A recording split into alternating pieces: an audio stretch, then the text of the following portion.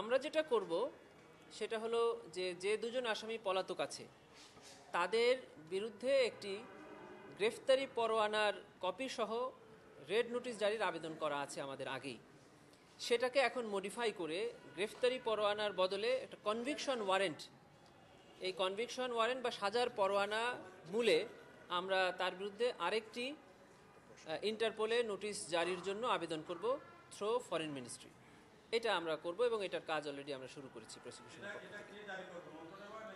না, এটা প্রসিকিউশন করবে চিফ প্রসিকিউটর কার্যালয়ের পক্ষ থেকে, এটা ফরেন মিনিস্ট্রিকে পাঠানো হবে, ফরেন মিনিস্ট্রির মাধ্যমে এটা ইন্টারপোলে যাবে। আবেদনটি আমরা করব না, এটা এখনই আমাদের কাজ শুরু হয়ে গেছে। জাজমেন্ট হাতে পেলেই আমরা এটা গঠিত আন্তর্জাতিক অপরাধ ট্রাইব্যুনালের প্রথম রায় প্রদান করেছেন ট্রাইব্যুনাল, এবং এই রায়ের পরে রায়ের শেষ প্যারাতেই উল্লেখ আছে যে এই রায়ের একটি সার্টিফাইড কপি ট্রাইব্যুনালের প্রসিকিউশন পাবে এবং একটি সার্টিফাইড কপি এই মামলায় যে আসামি উপস্থিত ছিলেন তিনি পাবেন, এবং যে আসামিরা পলাতক আছেন তারা যদি 30 অথবা গ্রেফতার হন তাহলে তারাও এই রায়ের একটি সার্টিফাইড কপি পাবেন ফ্রি অফ কস্ট। আরেকটি কথা ট্রাইব্যুনাল বলে দিয়েছেন, সেটা হলো যে এই রায়ের আরেকটি কপি ডিস্ট্রিক্ট ম্যাজিস্ট্রেটের কাছে, মানে ঢাকার জেলা প্রশাসক যিনি as well as district magistrate, ওনার কাছে ফর কমপ্লায়েন্সের জন্য যাবে, এটার কার্যকারিতার জন্য। এটাই হলো রায় বলা আছে এবং এটাই হবে। একটা বিষয় জানতে চাই, এইটা রায় প্রস্তুতি সাপেক্ষে, যে রায় তো কালকে প্রদান করা হয়েছে, এখন এই রায়ের কিছু অফিসিয়াল কার্যক্রম থাকে, সেগুলো সম্পন্ন হলেই রায়গুলো যথাযথ কর্তৃপক্ষের কাছে চলে যাবে। আরেকটা বিষয় বাজেয়াপ্তের বিষয়ে নিয়ে একটু বলেন, কিভাবে সরকার এটা করতে পারে, বা যেহেতু বাজেটটা কিভাবে হবে, প্রধানমন্ত্রী এবং সাবেক স্বরাষ্ট্রমন্ত্রীর সম্পত্তি বিষয়টা, এইটা এই ট্রাইব্যুনালের ইতিহাসে প্রথম এরকম কম্পেনসেশনের রায় প্রদান করা হয়েছে। এইটা আসলে আইনে যেটা বলা আছে সেটা হলো ট্রাইব্যুনালের সকল রায় গভর্নমেন্ট এক্সিকিউট করবে। এখন এই রায়ের কপি যখন ডিস্ট্রিক্ট ম্যাজিস্ট্রেটের কাছে যাবেন, ওনারা সিদ্ধান্ত নেবেন যে এর কোন অংশ ওনারা কিভাবে কার্যকর করবে। আমরা যেটা করব সেটা হলো যে দুজন আসামি পলাতক আছে তাদের বিরুদ্ধে একটি গ্রেফতারি পরোয়ানার কপি সহ রেড নোটিশ জারির আবেদন করা আছে আমাদের আগেই।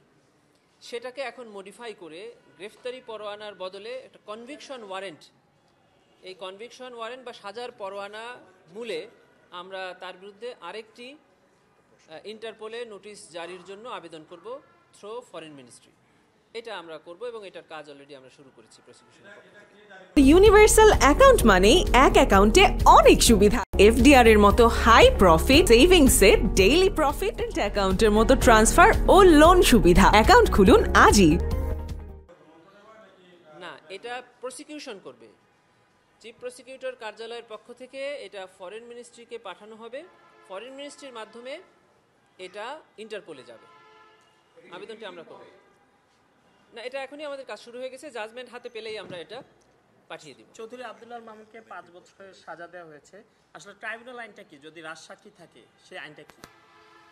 এটা এই আইনের সেকশন 15-এ বলা আছে যে যদি উনি ট্রু অ্যান্ড ফুল ডিসক্লোজ করেন তাহলে ট্রাইব্যুনাল তাকে ক্ষমা করে দিতে পারেন। ক্ষমা তো মানে হলো যে একদমই ক্ষমা করে দেওয়া, কাউকে ক্ষমা করলে তো আর ভেতরে কিছু থাকে না। কিন্তু ট্রাইব্যুনাল আবার অবজারভেশনে বলেছেন যেহেতু এই অপরাধের নৃশংসতাটা খুবই মারাত্মক, এই জন্য উনি পুরোপুরি ক্ষমা না করে ওনার শাস্তি প্রদানের ক্ষেত্রে একটু লেন অ্যান্ড ভিউ নিয়েছেন, এবং যার কারণে তাকে 5 বছরের শাস্তি প্রদান করেছেন। এটা কি পুরো আইনি যে কিয়াটা বলা যায় যে এটা কি ট্রাইব্যুনালেরই পুরোপুরি এখতিয়ার যে ক্ষমা করবে? আইনের ভাষাটা এরকমই যে ট্রাইব্যুনাল করতে পারেন, এরকম করা আছে যে করতে পারেন, যেহেতু এটা ট্রাইব্যুনাল এখতিয়ার যে এটা বেশিও করতে পারেন ও আংশিকও করতে পারেন। কালকে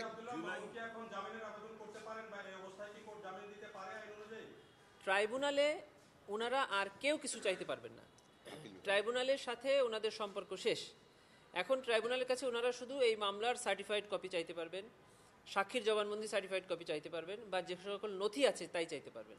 ওনাদের এখন যত চাওয়া সেটা আগামী 30 দিনের মধ্যে অ্যাপিলেট ডিভিশনে, সেখানে গিয়ে ওনারা অ্যাপিল ফাইল করতে পারবেন, অ্যাপিল ফাইলিং অবস্থায় জামিন চাইতে পারবেন। আচ্ছা, কালকে আমরা দেখেছি যে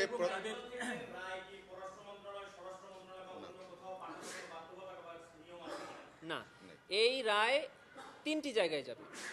একটা হলো প্রসিকিউশন অফিস, একটা হলো উপস্থিত আসামির কাছে, আর একটা হলো ডিস্ট্রিক্ট ম্যাজিস্ট্রেটের কাছে। এই 3টি জায়গায় ছাড়া আর কোথাও এই রায় যাবে না। আচ্ছা, আরেকটা বিষয় হচ্ছে যে কালকে আমরা দেখেছি যে সাবেক প্রধানমন্ত্রী এই রায় দেওয়ার পরে একটা বিবৃতি দিয়েছেন, বিভিন্ন গণমাধ্যমে সেটা এসেছে যে এই রায়টি রাজনৈতিক উদ্দেশ্য প্রণোদিত প্রহসনের একটি রায় এবং ভিত্তি নয়, এবং তিনি আত্মপক্ষ সমর্থনের সুযোগ পায়নি। আদালতে তারা চ্যালেঞ্জ করবে হাইকোর্টে, এটা কোনো ভিত্তি নাই, এটা বলছে। আচ্ছা, আপিল বিভাগে এই ব্যাপারে প্রসিকিউশনের বক্তব্য হলো যে আমরা ওনার এই বক্তব্যকে স্বাগত জানাই। তার মানে উনি এই রায় এবং এই প্রসিডিং সম্পর্কে জানতেন। এখন ওনার জন্য সুযোগ হলো আগামী 30 দিনের মধ্যে উনি সারেন্ডার করে অ্যাপিলেট ডিভিশনে অ্যাপিল ফাইল করবেন এবং অ্যাপিলে ওনার এই সকল কথা বলবেন। অ্যাপিলেট ডিভিশন যথার্থ ন্যায় বিচার করবেন দুই পক্ষকে শুনে। আমরা Challenge অ্যাপিলেট করার কোনো ডিভিশনে সুযোগ আছে কিনা? Challenge আমরা অ্যাপিলেট ডিভিশনে চ্যালেঞ্জ দিতে হবে। অ্যাপিলেট ডিভিশনে না, আইনে আইনটা বিষয়। আইনটা তো চ্যালেঞ্জের কোনো সুযোগ নাই, 47 ইয়াতে মানে কনস্টিটিউশন দ্বারা গ্যারান্টেড। বাড়িতে। আর এটা তো আইন সুযোগের যাবেন কেন? ওনার বিরুদ্ধে যে জাজমেন্টটা দেওয়া হয়েছে সেটা এখনো 29 দিন সময় আছে। আজকের দিন ধরলে 30 দিন সময় আছে ওনার অ্যাপিলেট ডিভিশনে ওনার রায়কে চ্যালেঞ্জ করা। উনি সেখানে যাক, প্রসিকিউশন তখন ওখানে গিয়ে সকল জবাব দিবে। কিন্তু ওনার এই বক্তব্যটাকে কিভাবে ব্যাখ্যা করছেন, যে উনি যে বলছেন যে রাজনৈতিক উদ্দেশ্য প্রণোদিত, আসলে কি তাই হয়েছে?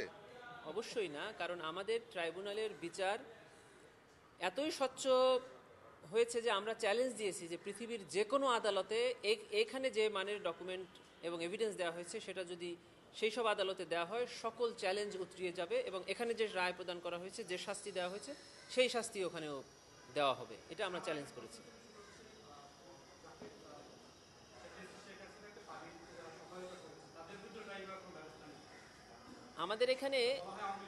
আমাদের এখানে ট্রাইব্যুনালের যারা সেকশন 3(2) এর অধীনে অপরাধ করেন, অর্থাৎ মানবতা বিরোধী অপরাধ করেন, তাদেরকে শাস্তি দেওয়ার বিধান আছে।